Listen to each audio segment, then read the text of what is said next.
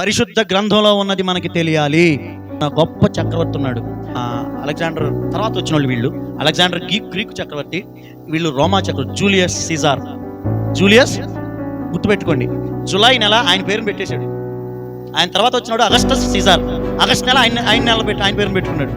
Julius Caesar the greatest emperor of Roman empire. రోమా సామ్రాజ్యాన్ని బహుగా విస్తరింపజేయడంలో జూలియస్ సీజర్ ప్రముఖుడు. చాలా గొప్ప రాజు, చాలా లక్షల మందిని చంపాడు. అయిపోయిన తర్వాత జూలియస్ సీజర్ రోమా సామ్రాజ్యాన్ని విస్తరింపజేశాడు. ఆ రోజులు ఇదేంటి ఎంత రాజు అయితే మట్టికి సభ్యుల మాట వినడా అని ఏం చేశాడు తెలుసా? వాళ్ళందరూ జూలియస్ సీజర్ని చంపేయడానికి ప్లాన్ వేసారు. మహా చక్రవర్తుల్ని మట్టి కనిపించినోడు, అణిచేసినోడు జూలియస్ సీజర్. ఈయన చంపాలనుకున్నారు ఎవరో, ఆయన వెనకాల ఉండేవాళ్ళే. ప్లాన్ వేశారండి. రోమన్ పార్లమెంట్లో సన్మానం చేస్తామని పిలిచారు. ఆయన్ని సన్మానం మోజులో ఉండిపోయాడు, సన్మానానికి రావాలని.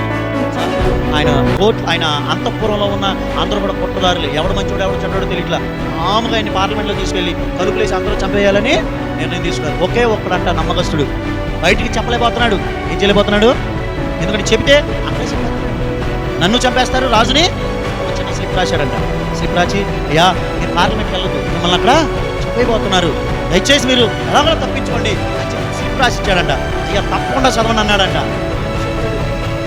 ఏ మోజులో ఉన్నాడు ఇప్పుడు? సన్మానం పెచ్చోడు.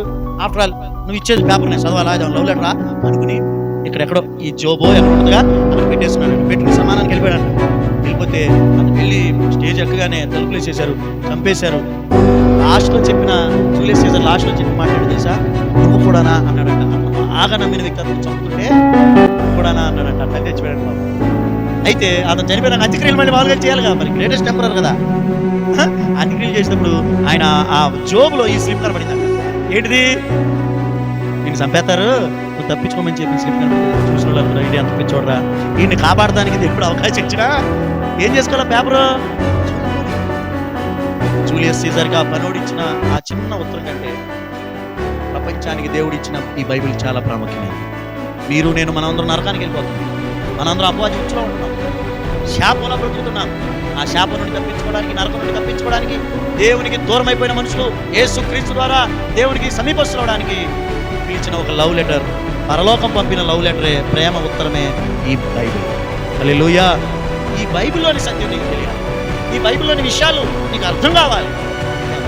అప్పుడు వాక్యమే మనకి జీవనిస్తుంది, వాక్యమే మనల్ని నడిపిస్తుంది.